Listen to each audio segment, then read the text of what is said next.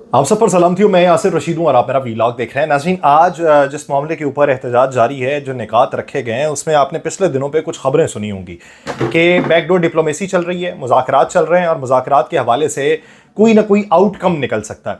और फिर ये सुनने में आया कि मुज़ाकरात नाकाम हो गए और कोई भी चीज़ जो है वो हाथ में आती हुई दिखाई नहीं दे रही थी कि पै दर पे जो मुलाकातें की, पैगामात रसानी का जो काम सरअंजाम दिया वो बैरिस्टर गौहर और अली अमीन गंडापुर ने सरअंजाम दिया, लेकिन उसके कोई नताइज नहीं निकले। तो आपको एक और ख़बर देना मकसूद है कि साबिक़ वज़ीर-ए-आज़म मियां मोहम्मद नवाज शरीफ साहब, उनके एक इंतहाई करीबी साथी, बड़े चाहने वाले उनके, और उनकी बातें बसा औकात जो साबिक़ वज़ीर-ए-आज़म थे वो मानते भी थे और उनके ऊपर अमल दरामद भी करवाते थे। एक मशवरा दिया गया, मशवरा ये दिया गया कि इमरान खान जो है वो खुदसर है और ज़िद्दी है, लेकिन गद्दार नहीं है। उसका एक नतीजा निकालें कि आप उसे अडयाला से निकालें और बनी गाला के अंदर शिफ्ट कर दें, बनी गाला में कर दें उसको नजरबंद। नजरबंद करने के बाद आप एक अपोजिशन लीडर के तौर पे उसे ट्रीट करें और साबिक वज़ीर आज़म के तौर पे उससे गुफ्तो शुनीद करें, उसकी बात माने या ना माने लेकिन उसको वहां पे रख दें। ये नतीजा जो है ये पाकिस्तान तहरीक इंसाफ के एहतजाज और इनकी सारी कॉल के ऊपर पर्दा डाल देगा, पानी फेर देगा, और यूं आपकी हुकूमत भी बेहतर चल जाएगी और आपके नताइज भी मुख्तलिफ निकलना शुरू हो जाएंगे और पाकिस्तान तहरीक इंसाफ को भी एक लम्हे के लिए ठंड पड़ जाएगी।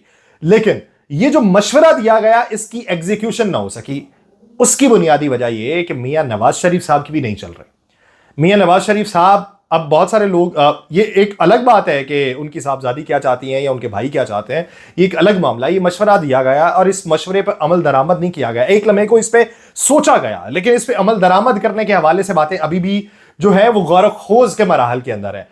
पाकिस्तान तहरीक इंसाफ के आज 24 नवंबर के एहतजाज के दौरान मुख्तलिफ शहरों में इस वक्त सरगर्मियां जारी हैं, वो चाहे इस्लामाबाद, पेशावर, कराची, दीगर बड़े शहर। पार्टी कारकुनान और क़यादत मुतहरक हुई।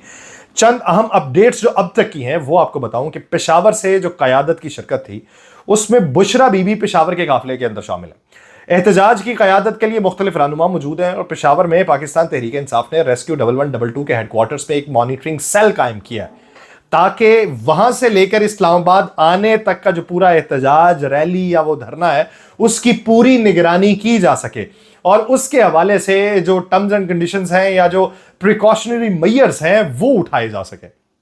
इस्लामाबाद की हालिया सूरत हाल ये है कि इस्लामाबाद में सख्त सिक्योरिटी के इंतजामात हैं। फैजाबाद पे इस वक्त हुकूमत का कंट्रोल है और अडयाला जेल के मुकम्मल रास्ते सील हैं। फैजाबाद और दीगर मकामात पे कारकुनान जमा हुए तो उनकी गिरफ्तारियों की इतलात भी सामने आई। बहुत सारे लोगों ने कहा कि कुछ लोगों ने तो गिरफ्तारियां जानबूझ के दे दी कि आओ माही हमें गिरफ्तार कर लो, ले जाओ, हम तो तुम्हारा ही इंतजार कर रहे थे।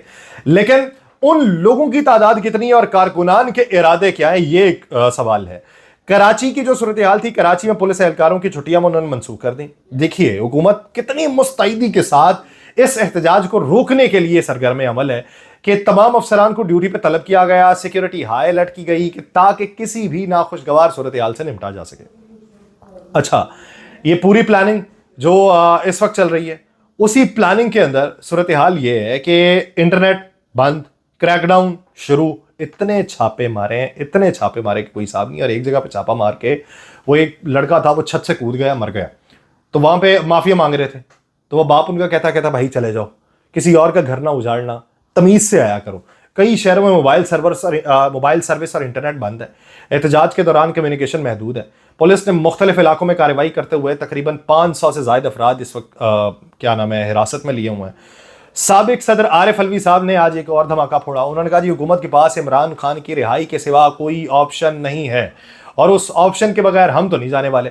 जबकि पाकिस्तान तहरीक इंसाफ ने कहा कि वो अवामी मसाइल के हल के लिए एहतजाज जो है वो अपना जारी रखेगी और उसमें हमारा मैंडेट हमें वापस किया जाए, हमारा जो लीडर है उसको रिहा किया जाए, तमाम कैदी हैं उनको रिहा किया जाए, बसूरत दीगर हम यहाँ से नहीं जाएंगे। अब सवाल ये पैदा होता है कि क्या चाय शाय पीने के लिए कोई फिर खैबर पख्तूनख्वा हाउस जाएगा? क्या कोई वहां पे पहुंच सकता है? इस बार के इरादे मुख्तलिफ इसलिए कि ये लॉन्ग टर्म प्लानिंग है। Last time long term planning नहीं थी, इस वक्त बाकायदा तौर पर एहतजाज के दौरान अवामी सहूलियात की मुमकिन बंदिश और क्रैकडाउन की सूरत हाल को देखते हुए मकामी सतह पर लोगों को मुश्किलात का सामना करना पड़ रहा है और इस वक्त उमर अयूब और अली अमीन गंडापुर जो हैं उसकी क़यादत में तहरीक इंसाफ के काफ़िले मुख्तलिफ रास्तों पर मुतहर्रिक हैं। अटक का पुल हो या मुख्तलिफ मकामात हों, जनूबी पंजाब की बात करें तो वहाँ से शौकत बसरा लेके निकले हारूनाबाद से बड़ा काफ़िला। अली अमीन गंडापुर का जो काफ़िला है वो छछा इंटरचेंज पहुँच चुका है, जहाँ वो कंटेनर्स में चढ़ के उन्होंने कारकुनान से खिताब किया। दूसरी तरफ पुलिस और हुकूमती हुकाम ने सी पैक रूट, रावलपिंडी और अटक पुल के करीब सिक्योरिटी सख्त कर दी ताकि किसी भी गैर कानूनी पेशकदमी को रोका जा सके। और उनके लिए सारी गैर कानूनी पेशकदमियां हैं जो ये इनकी तरफ से की जा रही हैं। माजी में अगर वो कर रहे थे तो वो उनके लिए कानूनी एतबार से बहुत बेहतरीन थी, लेकिन अब ये सारी गैर कानूनी हो गई क्योंकि बेलारूस के सदर आ रहे हैं और ये पाकिस्तान का तशख़्ख़ुस पामाल करना चाहते हैं पाकिस्तान तहरीक इंसाफ वाले, इसलिए आहनी हाथों से इनसे निपटना है। और दूसरी तरफ तहरीक इंसाफ को हुकूमत ने कहा इस्लामाबाद में दाखिल होने की इजाज़त नहीं देंगे। हुकूमत की हिकमत अमली वाज़ेह है, अगर काफ़िले दारुल हुकूमत की तरफ बढ़ने की कोशिश करते हैं तो कारकुनान पेशावर मोटरवे के करीबी जो है वो जमा हो रहे हैं। इत्तलात है कि मुख्तलिफ मकामात पर पुलिस और कारकुनान के दरमियान छोटी झड़पें भी हुई, जैसे अटक पुल का मकाम था वहाँ पे हुई।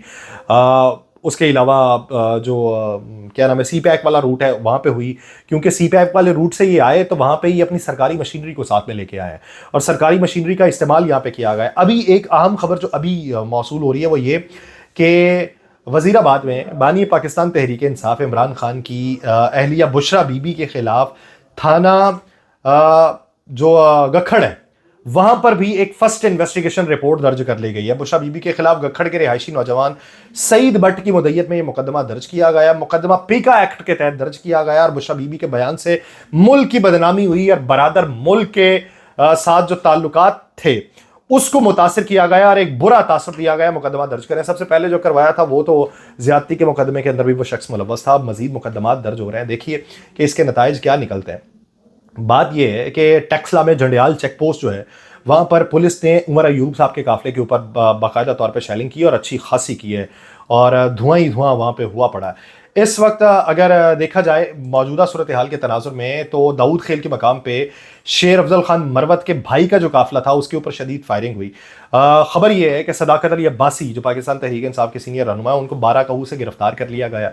और उसके अलावा देखा जाए तो वज़ीर आला KP की क़यादत में आने वाला जो PTI का काफ़िला था वो अटक की हदूद में दाखिल हुआ, हारून ब्रिज पे पहुंचा। काफ़िले की राह में पहली रुकावट जो थी वो गाजी बरोथा के मकाम पे 14 किलोमीटर के बाद आएगी और गाजी बरोथा पे पुलिस की भारी नफरी इस वक्त मौजूद है।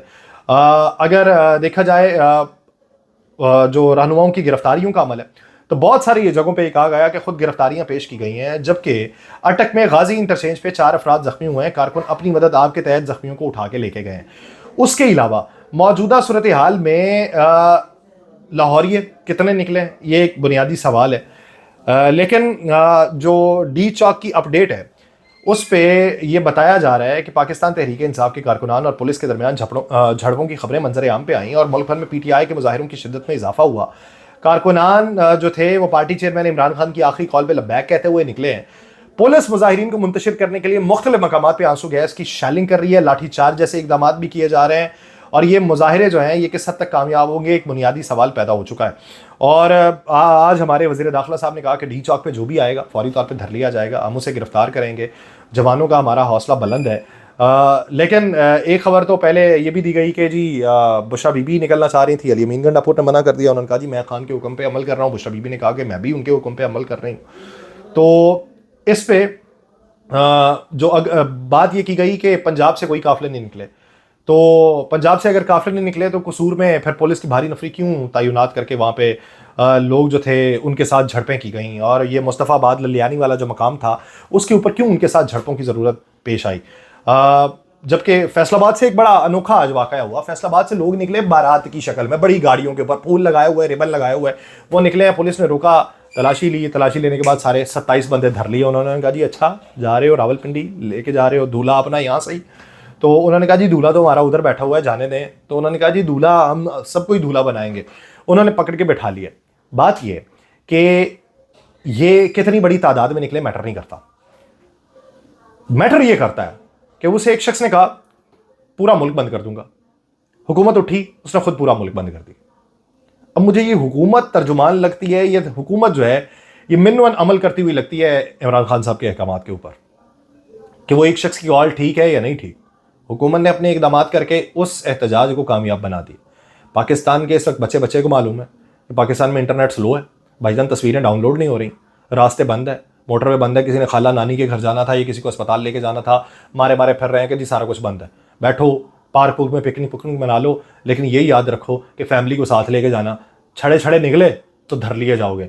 बेशक कहते रहोगे भाईजान आइसक्रीम खान जा रहे हैं, उन्होंने नहीं मनना, उन्होंने दिमाग च अटी है कि तुम आइसक्रीम खान नहीं जा रहे, तुम रायता फैलान जा रहे हो। तो इसलिए अब ये कितने दिनों पर मुहित होगा, लम्हा बलम्हा अपडेट आप तक पहुंचाई जाती रहेगी। अब तक की सूरत हाल ये है कि नूरा कुश्ती चल रही है, और कुश्ती में भारी कौन है, नूरा नजर नहीं आ रहा। देखें कि नूरा किस हद तक गायब रहता है। मुझे दीजिए इजाजत, अल्लाह ने के बाद।